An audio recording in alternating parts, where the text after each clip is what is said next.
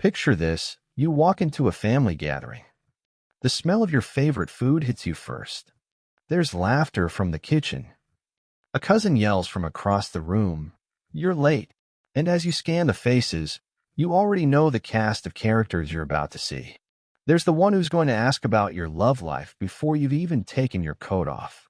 The one who will make sure you eat 3 plates of food. The one who will tell the same childhood story for the 100th time. Every family, no matter how big or small, has its patterns. And over time, you start to notice there are certain types of relatives that seem to exist in every family. They just show up in different faces and different names. Today, I want to walk you through 6 of them.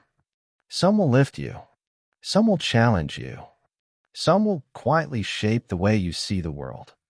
And as we go through them, I want you to think, who in your family matches each one?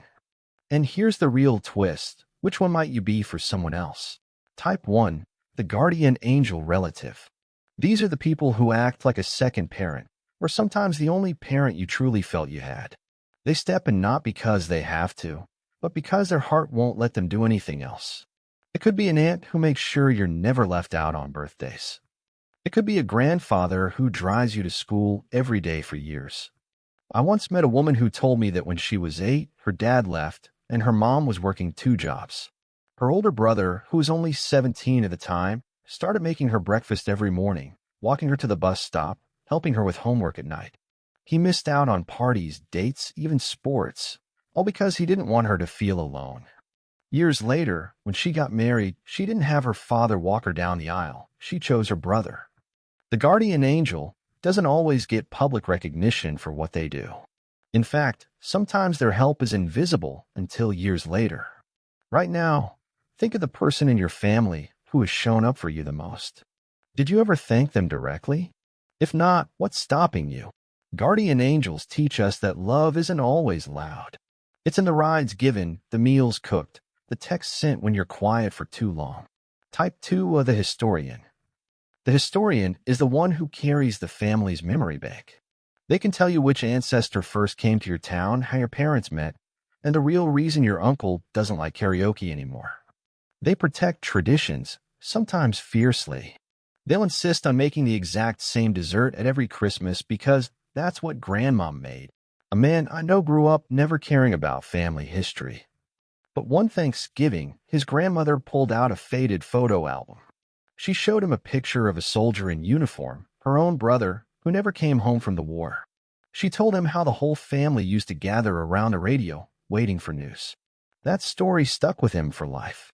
Now, every year, he tells his kids about the great uncle they never met. And just like that, a piece of history lives on. What's one family story you'd hate to see forgotten? And who told it to you? Historians remind us that we didn't just appear. We came from somewhere. And knowing that shapes how we see ourselves. Type 3, the challenger. The challenger is complicated. They're the ones who push your buttons, question your choices, and sometimes pick the most inconvenient moments to offer their opinion. They might openly disagree with your career path, your relationships, or your lifestyle. Sometimes it's out of love. Sometimes it's out of habit. I knew a young woman whose uncle constantly teased her about being an artist. He'd say, "When are you going to get a real job?" She used to avoid him at gatherings. But one day, instead of shrinking away, she told him, "This is my real job, and I'm proud of it." Years later, that same uncle, without admitting it, commissioned her to paint a portrait for his office. And that was her quiet victory. Challengers can make us defensive, but they can also sharpen our sense of self. If you never have to stand up for what you believe, you may not realize how much it matters to you. Boundary note: not every challenger is healthy to keep close. Some cross lines that require distance. And that's okay. Protect your peace. Have you ever had to defend your dreams to a family member? How did it go? Type 4, the connector.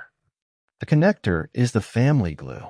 They make the phone calls, plan the reunions, and somehow convince people who never actually show up. They're often the peacemakers, too, smoothing over misunderstandings, reminding everyone of birthdays, and keeping the group chat alive. My friend's mom was the ultimate connector. Every summer, she'd organize a massive barbecue where 40 people would show up. Cousins, neighbors, old friends. One year, she couldn't host because of illness. And you know what happened? No one else stepped in. The event just didn't happen. That's when the family realized, without her effort, those bonds start to fade. Who's the connector in your family? Have you ever told them how much they're holding together? Connectors remind us that relationships don't survive on their own. They need tending. Type 5, the mystery relative. They show up once in a while, but when they do, they make an impression. Maybe they've traveled the world. Maybe they live a quiet, private life you barely know about. They might be single at 60 and loving it, or they might have an unconventional career. As a kid, I had a cousin who lived overseas. He'd show up every few years with gifts you couldn't find in local stores, strange candies, tiny gadgets. To me, he seemed like a movie character. As I got older, I learned he'd chosen a life of constant travel, moving from place to place, never staying more than a year. It wasn't for everyone, but it taught me there are more ways to live a life than the one you're born into. Do you have a relative whose life is so different it makes you rethink what's possible? Mystery relatives expand our perspective simply by being who they are. Type 6, the mirror. The mirror is the one who reflects a piece of yourself back at you. It might be a sibling who shares your humor, a cousin with the same career dreams, or even a parent who's walked a similar emotional path. They make you feel understood without having to explain everything. A man told me about his younger cousin. They were 5 years apart, but both loved music. They'd sit in the basement for hours, playing guitar, writing songs.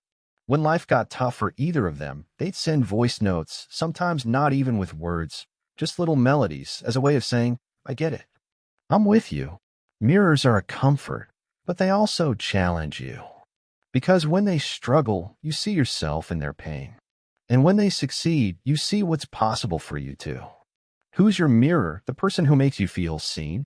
Finally, the truth is we don't choose our relatives. We inherit them.